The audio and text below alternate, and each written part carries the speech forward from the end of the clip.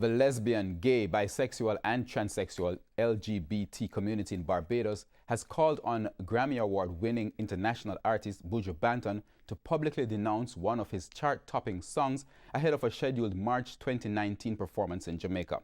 The call from the LGBT group in Barbados comes days after confirmation of the upcoming concert to herald the official return of Buju to the local entertainment stage.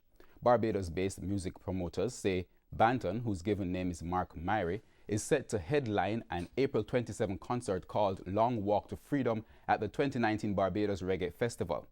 The news comes just 2 weeks after the artist was released after serving 7 years in a U.S. prison for a major drug conviction.